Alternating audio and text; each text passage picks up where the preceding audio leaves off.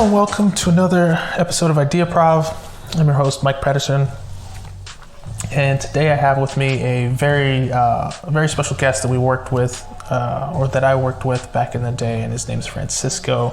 Very sharp, astute mind that I thought would be wonderful to bring on the show. And we have a really nice topic that I think will be very impactful in this day and age. But first I want to give Francisco the floor to kind of talk with him a little about it, introduce himself, and then we'll get into the rest after that. Francisco, how are you? What you up to? I mean, that was a heck of an introduction, so I now have a whole lot to live up to. So I'm going to try to sound sharp and astute. Francisco, I had the pleasure of working with you in a previous company. I love this medium. I love podcasts. I love what you're doing, Mike. That should be said every day. And I love how it started, all the way back to the greenhouse, and like all the ideas that you've come up with. I love them. So a huge credit to you for that. I just love the idea that I think meetings, and I told you this before, I think meetings get cut short too quickly. So I love the idea that you're creating a forum to have conversations that go the distance and you allow them to go. So I'm really happy to be here. Wonderful. It's kind of great that you mentioned that, because I when you sent that to me earlier, it was dead on. A lot of conversations just end up kind of getting cut short and never get their due, I guess you could say. They never get fully expanded upon for whatever reason. So that was part of the intent, was to just let people's brains just completely divulge all the information they have about a particular topic and see what comes out of it and see the value that people can bring, and to have that energy bouncing back and forth between people, I think is something that's missing, and hoping to capture that on a regular. Yeah. Oh my God, I agreed. And people, people I think, benefit from just having this kind of outlet. So thank you. Yeah, absolutely. So speaking of that, I want to jump into your kind of your thoughts and things that have been, kind of passionate, your little segment, your time to shine, as far as what has been really kind of galvanizing your thought process. And, it could be a business, could be just a way of living that you find that you want to share. Yeah, honestly, I thought about this a fair amount of time. I got to the conclusion that the one thing that I kind of want to advocate for, and it's not an organization or a business, but it's more the idea of just assuming good intentions. I think it's so important now, regardless of anything you believe in. Just going into any conversation with good intentions is so critical for us to communicate better, to cut through tensions that are not needed. So to me, I'm just as I go through and I try to be myself in the corporate world and all that, I'm trying to make sure that I share the simple word that I think we should all assume good intentions. There's very little harm from that. So that's what I'm passionate about. Sounds ridiculous, but it is what it is. No, I don't think it's ridiculous at all, because I think there's a lot of people that, because our world is becoming oftentimes convoluted, I guess you could say, and extremely built on communication in regards of whether it's just direct line of sight, whatever, or social media. It's challenging for people to not have their biases come across, or something like that. One of the things that, as far as the episode is concerned, that I thought Francisco would be a good fit for was this concept of education versus experience, which I think kind of goes back to a long-standing debate. And so when we're developing a career path, how do we normalize and talk about experience and networking versus a traditional degree? And I think a lot of people would say that the natural inclination for this was going to be, hey, if you're getting a high-level degree, right? If you're becoming a doctor, if you're becoming a lawyer, obviously the education piece is something that you're going to have, just period, right? But with so many industry's changing, not only because of COVID, but because of just the speed of technology and the rate that it's growing and expanding. A lot of industries aren't even created yet. And so how do we go to and create a massive, continue to tell our kids to go to school, get an education, it's important, when by the time that they finish that education, the information that they have learned and the skills that they've learned could be potentially outdated. Yeah. I was, maybe a year ago, I was reading a magazine, and there was a full-on article on should we be telling our kids to still go to college or not. And to me, up until that moment, surprisingly, it wasn't a question. It was like, we're going to go to college. And I was like, well, no. Wait a second. No, not necessarily. My financial hat says the ROI might just not be there. Right. So then I think there's so many different factors, and even careers that require more education are seeing a shift towards professionals that maybe don't have the full education that a doctor requires, but that can provide a certain level of advice and guidance and medical guidance. And then we also have more resources at our fingertips. So I think that, I guess my personal opinion is that we're moving towards a world that values technical skills and or actual like hands-on skills, whatever they are. So much so that we have allowed ourselves to forego the college or the degree part of it. And what I more worry about is the experience of college that you're missing out. So I think from a knowledge and skills or not, I think each career path will have its own like nuances or requirements that you have to meet or not. But the college experience or the experience of getting to go to school after high school for some people is so formative. I can tell you, for me that was the case, right? But from a career path standpoint, I'm going to take a very harsh stance and say I don't know that it's necessary in careers that are high paying, high level of fulfillment. I'm hesitating a little because I'm thinking of the definition of success, and I think this is where all leads to is, do I need a college degree to be successful? And I think the answer is you define success and then you figure out what the rules are or what you need to get there. Yeah, I think it's a good way, because I think in this particular conversation you have to almost work backwards, right? Success is the end goal. Success is where you want to be, and success is going to be different for everybody. Some people want to make $1 bajillion and go on that road. Other people say, hey, I want a 1-bedroom shack on the beach, and I'm going to be happy for the rest of my life because I'm fishing every day, whatever the case is. I think it's interesting that you brought up the point of experience in relation to the, the post-secondary education, right? Because I've watched, plenty of, motivational speakers and people, and one of the interesting ones, as I'm sure many people have heard of, is Gary Vaynerchuk, right? And one of his famous ones is the rebuttal to the college experience is, instead of going to college, take 2-3 months, go backpacking through Europe, and you almost get the same experience. I've gone back and forth with this because I feel, while to a certain extent it's good for what would be 18, 19-year-olds to get out there and experience the world, putting an 18 and 19-year-old in that experience in potentially some unsavory situations in a hostel in the middle of, Bangladesh or Romania or something like that might not be the greatest. Now, that's where you kind of earn your life skills. I get that. But I do think that the college experience, I had a traditional one. You go here, get your 4 years, you live in your dorm and all that kind of stuff.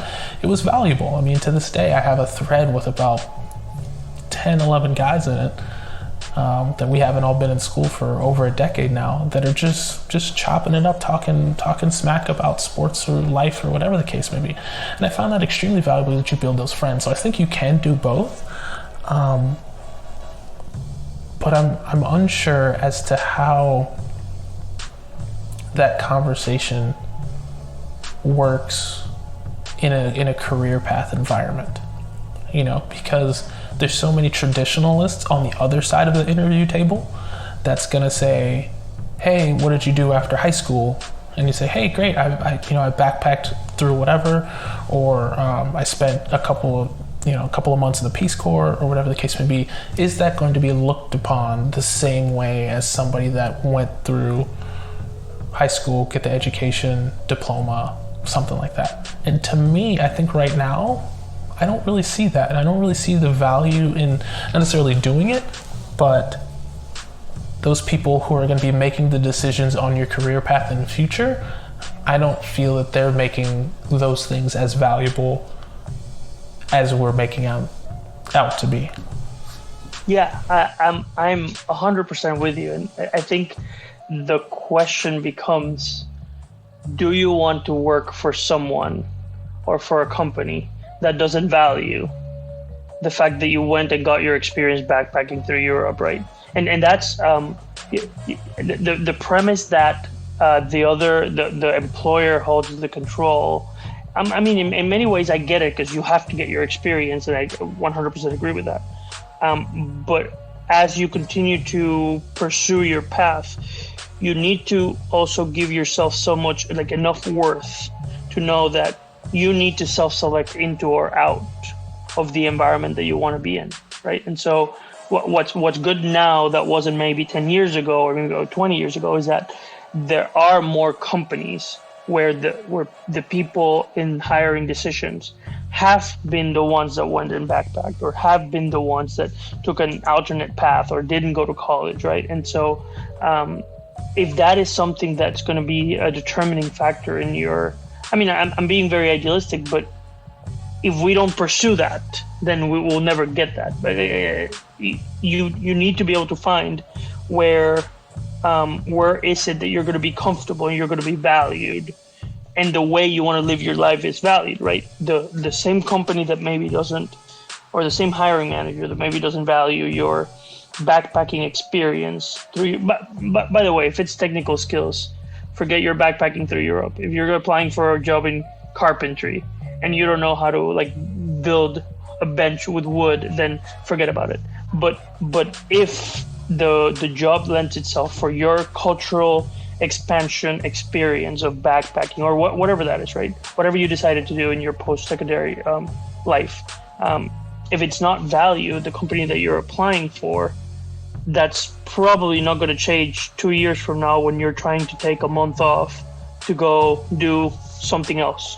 So then you need to start questioning these things, right? I think the whole idea of education and versus experience, I think boils down to what it is that you want to do with your life, and then do you need a college education to get there? Some people really want to be doctors. Unfortunately, that's the reality today. You need to go through that. I want my doctors to have gone through that rigor. You know what I mean? So I don't know. I think there's something to be said for you also self-selecting the life that you want to lead, and then finding companies that match your attitude towards life. Right. It's neat that you bring up the doctor portion of it, because one of my uncles is a doctor, and one of the things that he's always kind of, I guess, aired on the fact is that some of his best times were, I guess he graduated from a doctor up here in the States, and then he went down to the islands and practiced down there. While it's not a third world country, it's perceived by the doctoral communication, because of water and utilities and whatever, as a third world countries and Virgin Islands, right? So he goes down there, and by doing so, and doing that for I think 3 years, he pretty much erased all of his doctoral debt and all that kind of stuff. So for those high skilled positions, I can see, hey, the textbooks are great, the tools and skills are great, learning from the doctors, but in those far off locations, they might get a completely different vision of the doctoral field that they're in because of the lack of medicine or because of the lack of water, lack of healthcare, etc. That could then in turn prepare them for a life in medicine. Will it work in that particular situation? I don't know. I agree with you from the hands-on trade, right? If you're going to be a plumber, you need to work with as many plumbing things as you can. But how does the general public, pivot their perception? Now, we can't tell people what to perceive, but pivot their perception when we hear people that go off and do these things, because they're bringing an entirely different skill set that we wouldn't anticipate, but that doesn't mean it's any better or worse than, somebody that went through the traditional route, right? Yeah. I think this is the hard part. You're right. It's identifying the people that are willing to take a risk and then telling the story, right? So somebody on a hiring position needs to be willing to take a risk. And that's where that is probably one of the fundamental systemic issues, maybe, where we need to be able to find ways. Here's a great concept. What if there was somebody whose role was to identify and match people that are willing to take risks with people that deserve a risk or deserve the chance, right? So I think that'd be an interesting concept to explore. I'm not even thinking it's a business, but more like some sort of organization or something. Say like, listen, we have somebody that didn't go the route that a company expects, but I know we have a hiring manager here that looks for specifically people that went off the beaten path, that pursued a different route than what we call traditional, which I think is becoming less traditional. But there's probably, I say that's the bigger challenge because it's really hard to find those people, especially in the contrived environment of an interview. I walk into an interview, the career path, I don't know if I'm sitting across the person that values 10 degrees or a person that values my backpacking, right? So, and I think that doesn't happen in, think of the dating world. You don't go into a date with the idea that you're going to get married without finding out all the information that you need to know to see if it's a fit. So why do we do this in the employment world, right? Why do we allow ourselves to go in and say, listen, I hope you take risks because I'm good to be bet on. I really hope that you take risks, but I can't ask you that question because of this contrived environment of the interview. So to your point, I think we need to work on mechanisms. We collectively need to work on mechanisms to identify the risk takers in hiring positions, and the people that are which is mostly everyone, right? That are worth you taking a risk on within the right environment. And you brought up a very good point. It is also based on context. The context in the islands is not the same as the context in Puerto Rico. It's the same as context in Florida, New York, right? So there might be some spaces where school is the best path for what you want to accomplish because the general population has a certain level of education or has a certain expectation. So and you need to be aware of that and say, is this the place I want to stay at? Do I want to move somewhere where that's maybe misvalued? Yeah, it always kind of comes back to me because you brought up mechanisms, and I'm thinking of the hiring process at major companies, right? The company, I don't want to say the companies that everybody wants to work for, but the companies that your parents tell you are going to be stable, right? So it's going to be the large company. It's going to be, the company that can give you the 401k and the parking spot. You get on there and your parents tell you, you jump on with one of those, you work your way up, you spend 30, 35 years, you retire and you be happy, right? And I think that, I know for me personally, that concept and bubble bursted probably when I was about 20, 21. And I spent the next probably 2 or 3 years trying to put the pieces back together about, everything that everybody had told me throughout, my schooling was the correct path that I was supposed to go, and that was what's going to be it. And I knew there'd be deviations, but anyway, and then you bring up the term of mechanism. So I'm thinking the first thing that comes to mind in kind of rewriting the schedule or the balance is, I think there needs to be more of an emphasis on understanding the people and the way they think, rather than just the experience or the piece of paper degree that they have, right? I think that's going to be far more indicative of how they're going to perform in that particular position.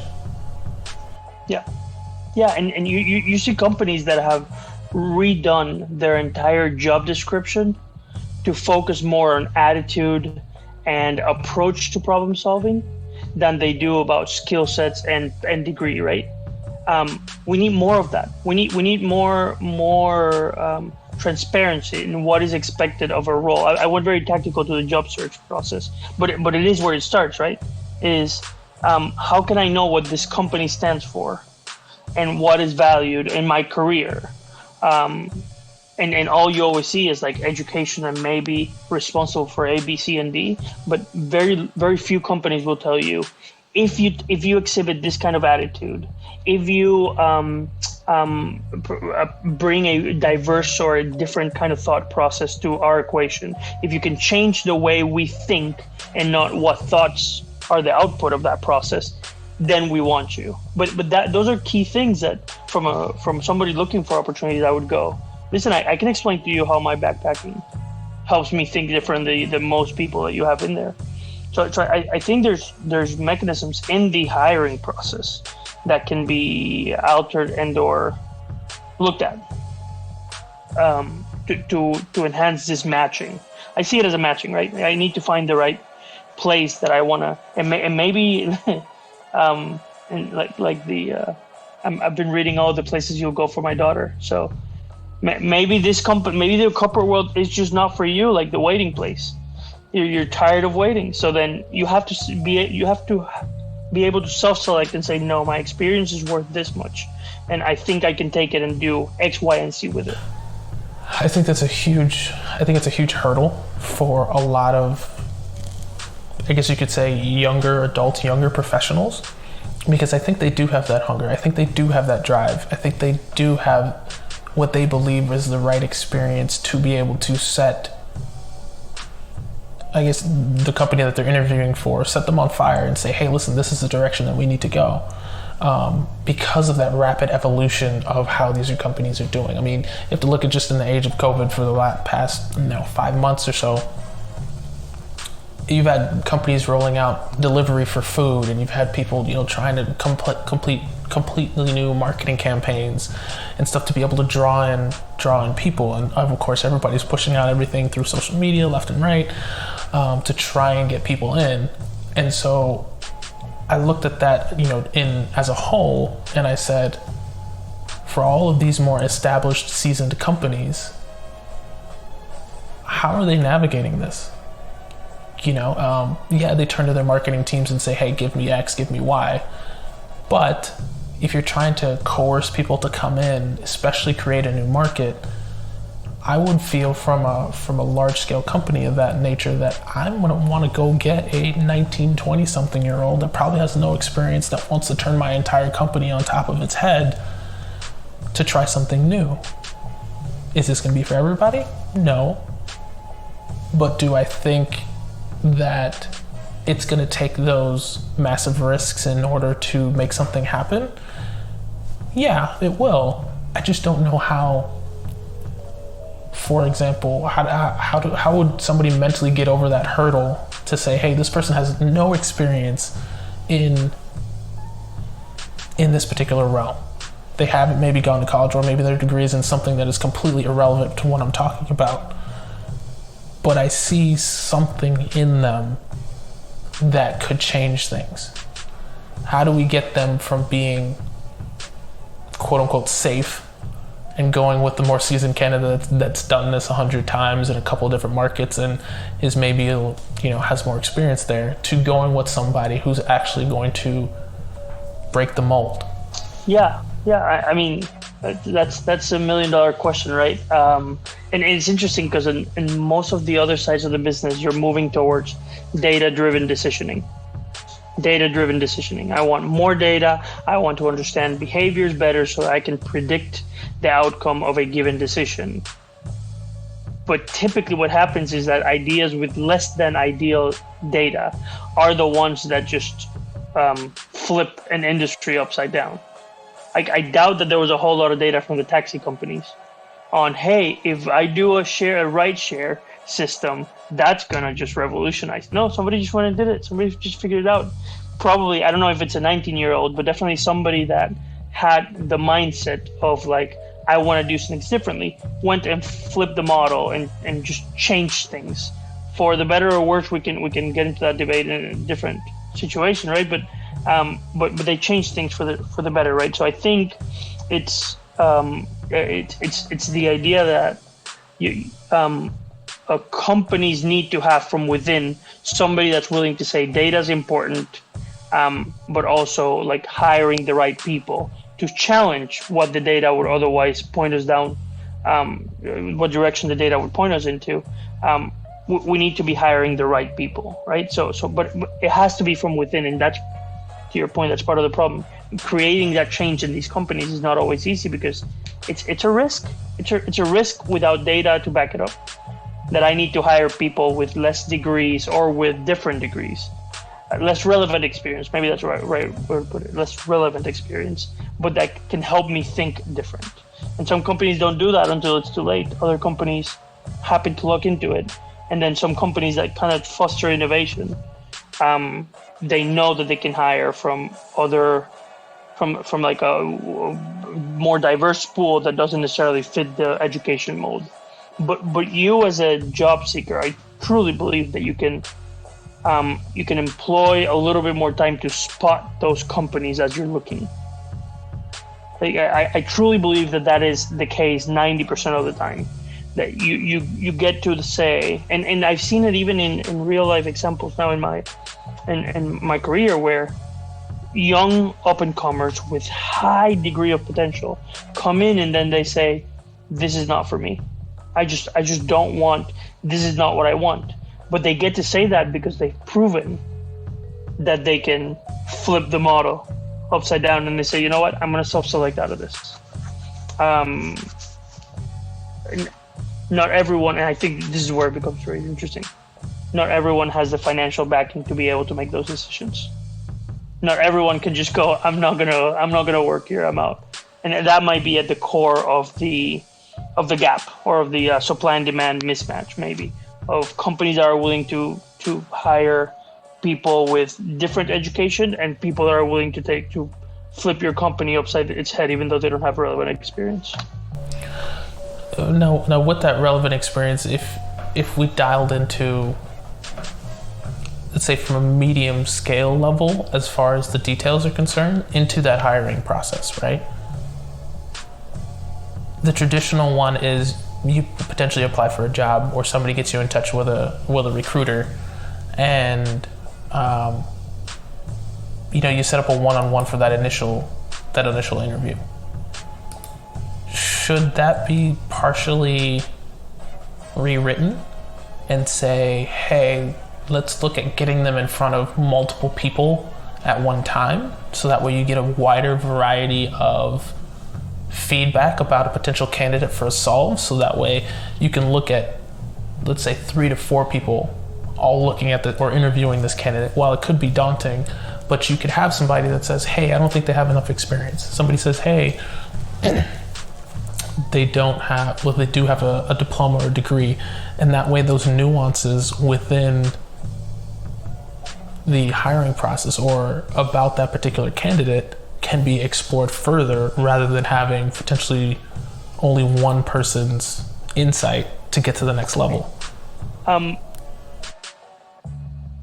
Yeah, I definitely think I'm very much all for, Mike, any way in which we can overhaul the recruiting process. Like, I just think it's fundamentally just not great.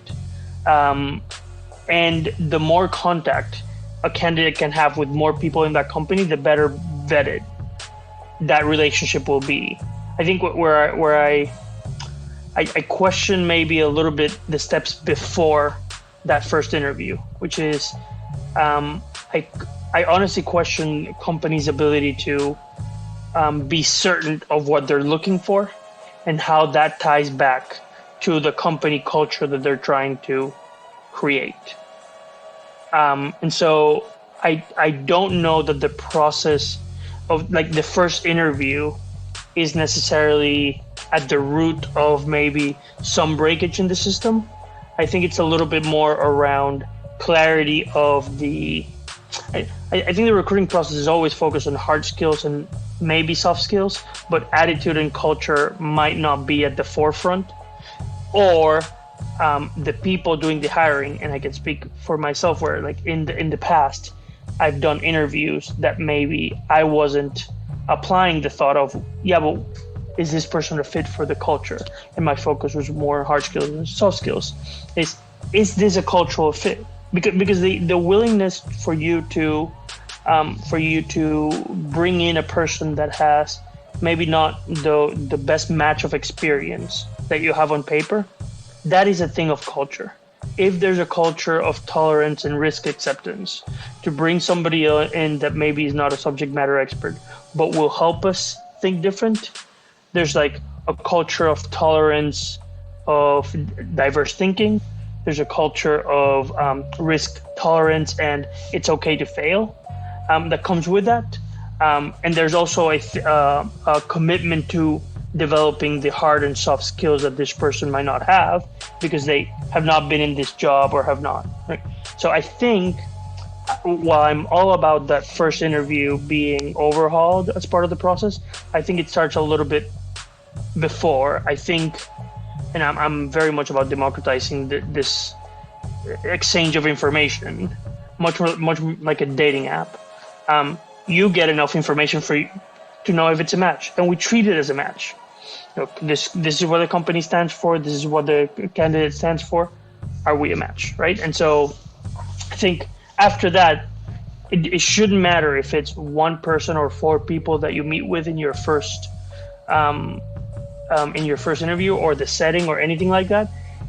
You should have built the proper process to identify if this person meets your company culture or not. And it also, I think, changes the dynamic of being rejected from a job, from just being rejected to being, this might not be the best for you either, which is a real thing. There was a book, Powerful. It's by the former head of HR from Netflix. And she talks about how the function of HR and recruiting specifically, because I don't want to just throw all of HR into that. Recruiting is as much about building powerful teams that can connect with each other in the culture as it is about finding the right skill set in people, right? And so from that perspective, the downstream or the upstream process that leads to a job interview, I think, is just as critical as that first interview. I think you hit the nail on the head when it comes to rewriting that process in the fact of what the company needs ahead of time, right? So oftentimes I think that the system of hiring people comes into this very archaic, these are my list of wants that I want from a job description. They have to have this education, they have to have this experience, these soft skills, whatever, you bullet point it out, and then you just kind of pass thousands of people through this filter, and the top 5 you actually interview. Half of those people that maybe never even got a second look could have been your ideal candidate and you never knew, right? And of course, the concept of, hey, let's interview 1,000 people is unreasonable, right? However, I do think the concept of rewriting how we evaluate people, talent, and experience is going to have to change if we're going to normalize how we perceive the skills up to that point, right? So just from a high level, like changing that dynamic from a hiring manager is where I guess I'm partially getting stuck, is in the fact that I completely are on board with your point in the fact that from an interviewee's perspective, you want to find out that company that best works for you, right? But how do companies find those employees that either one, they want to poach or whatever, that don't have that skills? Is it, hey, I need somebody that's completely on the opposite side skill set that's going to come in and balance my team? How do you find that? I almost think it's I don't want to say a shot in the dark, but you have to find somebody with maybe the technical skills to be able to do the position, and almost maybe come with the personality afterwards, or maybe come with the personality first and then find a way to teach the role. So I'm interested to kind of see your perspective on how that could change from the employer side. Yeah, that's a very, very interesting point. I don't know that I have a silver bullet answer, right? Because I don't. But what I have seen work is there is such a thing as self-awareness at the company level. A company that is self-aware of what they are and what they stand for. And we've both worked for a company that is very self-aware of what they stand for, right? So a company that's very self-aware of what they stand for, I think, has a higher likelihood of sourcing through their own employees. So my own employees know someone that fits this culture. And so I think companies maybe don't leverage that. There's always referral bonuses, but it's like, think of the concept of like, maybe instead of a one-time referral bonus, you're referring somebody that delivers on our culture, gets you benefits on a recurring basis in some way. I'm not proposing a pyramid scheme, but I am saying like maybe it's not just a one-time referral bonus. Maybe it is if the person results to be a fit, because that takes into account that gives you a lot of accountability for you to bring somebody that you know into your company, right? I think that's one. I think the other one is, if you know what your company's DNA is about, you also can start mining. By mining, I mean interviewing your own employees to see how does somebody like you, where are you that I should find other talented people that maybe don't know that we stand for X, Y, and Z. How can I get to more of that? And I also think that there's a fair amount, to your point, and this is going to bring it full circle. I think there's also a way, like the connection to university. I remember it used to be so critical in my when I graduated college, where you had companies that came to your university, and there were people on the faculty that could speak to this person's attitude when nobody was looking. Not just this students like A's and B's or C's, but also like what are they interested in when they're not in the classroom. There is no such institution for somebody that doesn't go to school, right? So then at that point, then that again is probably a gap in the system that maybe somebody can come in and solve. Say like I think the recruiting world is a bunch of companies that are well-intentioned, looking for candidates to match them with other companies, but maybe they're not creating networks of matches for different company cultures. I don't remember ever having a conversation about my company culture with a recruiter. And maybe the recruiter is waiting for that from hiring managers, and we just don't connect the dots. But in absence of institutions like the universities to pool everyone, then maybe there's a job for recruiters there's a gap there for a recruiting company to build something of a organization, right? That gives you easy access to companies, to individuals that maybe match your company's culture. You've given me a lot to think about here, Mike. That's a very good question. Yeah, no, I think that one just, when you started talking about in like universities, I think that part kind of, I don't want to say it blew my mind, but that opened a few windows and doors in my brain, like immediately, because I remember my father was one that he used to tell me when I was in college, hey, go see the career counselor, go see, a recruiter, and kind of learn and get a feel about how they operate. And when you said, yeah, I remember maybe once or twice when I was in high school, there was a couple of universities that came in the area that wanted to recruit you.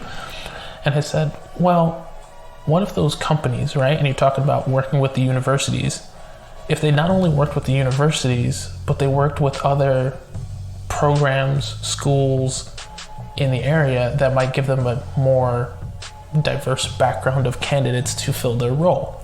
So let's say you go to a university, maybe you might go to a local startup who might have, or not startup, one of the incubators, right? So you have a lot of young people that might be able, of different diverse backgrounds, to be able to fill a potential void. You could go to different meetups and stuff that you can find where you have people in different sectors or people that are trying to get into different areas of life. You can go to things like, I don't know, art showings, right? And you get into that scene, or theater gatherings, or just different walks of life where you're going to have a different varied sense of people.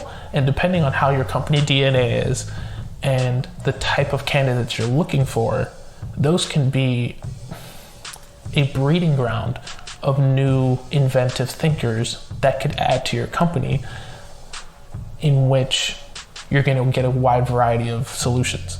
And then to piggyback on the other point that you had there too, was the company DNA and bringing in and sourcing through your employees. I think that is heavily underutilized in the aspect that particular team or group of team members is going to know what they need on that team better than anybody else, better than the hiring manager, better than the HR person, whoever that might be. That team is going to say, hey, this is the type of skill set that we need, this is the type of personality that we need, and why couldn't we task those teams? Now you could say this is an additional work, right? With saying, hey, reach out to people that you know, and if they have these hard skills that we absolutely need them to have to be able to do the function, whether it's coding or whatever the case is, make sure that they have these. But as far as the personality, find somebody that's going to be able to do the work with you, have a good time, contribute, to the most of their ability, and then also respectfully challenge and push us in a new way forward that we never had before. I would feel like that would be completely eye-opening and empowering from a team level, from an individual level, that the company is coming to you and saying, hey, we believe that you have the best eye for the next hire that we need.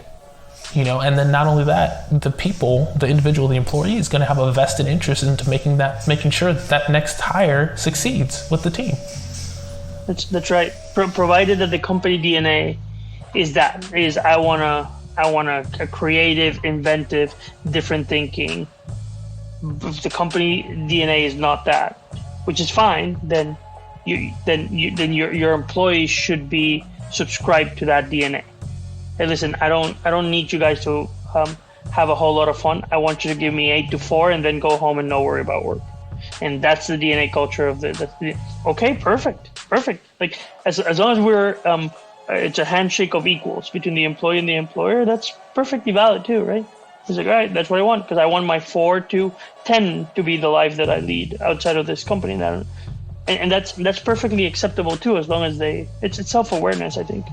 But yeah, no, and maybe that's one of the big gaps of not going through the college path, or the college path maybe not being as valuable anymore, is the colleges as a feeder to a career path, which I struggle philosophically if we should even see it that way, because there's a holistic education that comes with going to college, but that is something that you miss out on. That the flip side, to answer your question, I think companies are going to have to account for over time more and more, is if people are not going to college, how am I going to get the talent that I'm looking for? And what kind of other footprints am I going to have to start building? do you think with that, more companies are going to have to pivot their hiring process in the fact that they might have to ramp up their learning, their, I guess, inclusion, their ability to teach the skills necessary to fulfill that role? I think so. I think so. I'm gonna mix cancel culture with this conversation and say I think more and more individuals are gaining power over employers, such that if the employer, not an individual in the employer, but the employer is found to be unethical, people start to people do things like, I don't want to work for that company, I'm gonna walk out and I'm gonna walk away. And I think that's happening more and more. And there's pros and cons to it, but it's happening. So I think over time, companies that don't, that maybe are not clear in what they stand for, are going to have to take a stance or make adjustments to then source more people that will join them without being able to express what they stand for. And I strongly believe that over time, and the young generations are going to drive a lot of that. I strongly believe that. Yeah, I'm right on board with you, because I feel like the generational piece is that more of the up and coming generation is going to look at companies, especially if they've been established for a significant amount of time, and say, do you fit me? And if those companies don't, they're going to move on, right? And so I think a lot of established companies are going to have to find a way to pivot and say, hey, either I'm going to take somebody that's extremely inexperienced and try and teach them and build them and bring them in, or I'm going to have to change my culture that's going to force them to be more inclusive, force them, and we're going to almost look for the personality fit first and then teach them the skills of how to do whatever it is after.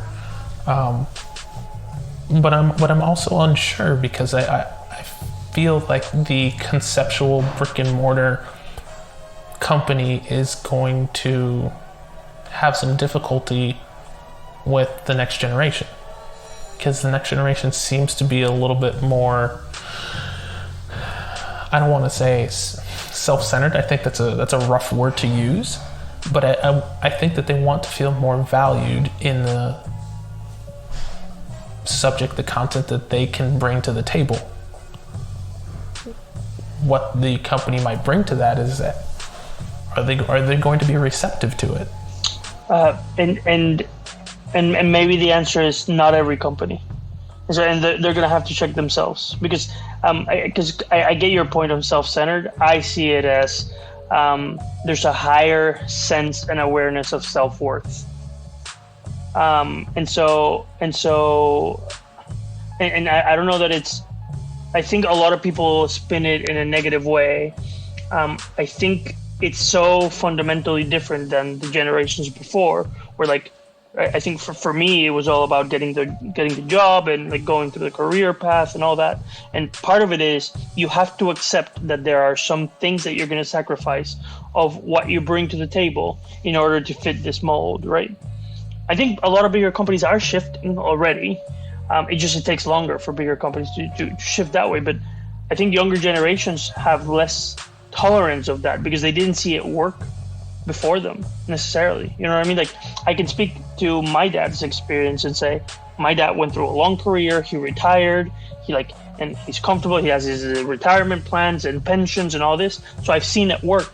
So I'm okay with the sacrifice now until later. But I don't know that I'm going to be able to tell my son or my daughter, hey, listen, this is what you should do. I don't know that I want them to value themselves I want my daughter to be a strong, independent individual, and I want my son to be the same way and say, no, I shouldn't need to sacrifice myself as long as I'm delivering value for you. So I think we have a kind of a role of shifting that to make sure that the next generations actually change companies that need changing. Because not every company needs changing. But yeah. Yeah, I think it's spot on, because I think there are some companies that are going in the right direction, that have been progressing in the right direction, and I think some of them are realizing the things that we're talking about. that the times are shifting, that the way that they're going to have to be able to interact with their consumers and the next generation, the next people that are going to be spending money, they're going to have to make sure that maybe things are eco-friendly and sustainable, because that's the trend, right? People don't want the large, extravagant lives anymore. That doesn't seem to be where things are going. I think you hit it right on the head, and I feel it necessary that self-centered wasn't the word. I think self-worth is appropriate there, because I think more people are viewing life as a journey of experiences and becoming less materialistic. And in doing so, they want more of their time to be spent on things that are positive and worth their time and energy. Yeah, it's rubbed off on me. Like I am now making career decisions based on that same mentality, right? So I'm shifting. I'm allowing myself to be shifted, and hopefully I continue to help influence other people to see that difference, because it's easy to be offended by somebody's enhanced sense of self-worth, if that makes sense, because my paradigm was so different. So it's easy for me to get offended, but once you get over it, it's actually a really nice thing that everyone feels empowered to live their own life. That's actually a really, really good thing. Like, I don't know why we would ever be against it. You know what I mean? Yeah, I don't know why either. And it seems like there's a lot of people that, they kind of want to put people in a box. Like you do this, you do that, and I think more people are coming around the age, like, I don't have to be one thing. Like, I can be multiple things, and I can be happy doing multiple things. And I don't appreciate you putting me in a box, because I think people are finding more value in it, right? They're getting more out of life and kind of going about their life in a different fashion that's way more enriching, and just has more passion in it. I know it boils down to passion, doesn't it? It boils down to just like having the right to be public about what you're passionate about, and that being okay. That's such a great thing. Like, why would we ever not encourage that? With respect, with respectful, mutual respect, right? If you want to pursue the career of a finance person turned like e-commerce like me, which is more of a traditional career path, that is also okay. But you don't have, like, that is a box that I've decided to put myself in a way. But like, what's so wrong about everyone kind of doing their own thing? I don't get it. I don't know. I think, and of course, there's plenty of books and stuff out there, but of course, you have the mantra of people that are the counterculture, and the fact that society and, let's say, K through 12 schooling is pretty much all just a brainwash, so that way we can regurgitate information, and like your natural ways of working and being a productive member of society are squashed, because they just kind of put you through this churn mill of school for 18 years, and then you come out and you're supposed to kind of figure out what your passion is and go do it. Meanwhile, we squashed it for the last 2 decades. That's exactly right. And then of course there's some others that are like, and I get it, people need to know how to do basic skills, right? Need to know how to add, subtract, basic science, that type of thing. But I think people are starting to become a little bit more open-minded to the fact that we need not only specialists, but we also need generalists, and we need people who can flip in between, and we need people that can fill all the gaps in life. And it's not necessarily needed to have a cookie cutter thing where we just churn out individuals, but it's actually more beneficial to take our time and realize who fits in what role with what skill set to push us forward. And then realizing that is not static. What fits today might not be, like, the reality 5 years ago and the talent that you needed 5 years ago may not be what you need today, and from a company standpoint, and then from an individual standpoint, right? It may be that your stint at a company is 3 years because you came in, you did what you wanted to do, and then your common goals are no longer common, and that's a perfectly thing for us to say, listen, let's shake hands, we've delivered value together, let's move on. Like, it's like a band. we've jammed, we did gigs for 3 years. I kind of want to go into a little bit more metal. You kind of want to go into a little bit more soft rock. That's cool too. That's perfectly fine. We'll take digs at each other. You can in good fun, but then we can go our separate ways, and that's okay. We can still jam every once in a while. Yes, that's so huge. That self-awareness piece, that to realize that not everything is permanent and things are going to fluctuate and things are going to move and people's desires are going to change. It happens with relationships. It's going to happen with companies. It's going to happen with people. There's giant there's different milestones in people's lives that will change their perception of how they go about their lives. Buying a home, having children, death of a family member, like these are big things that will kind of put people's life in perspective. So I think if people kind of take a step back and say, hey, listen, things are a lot more fluid and temporary than I perceive them to be.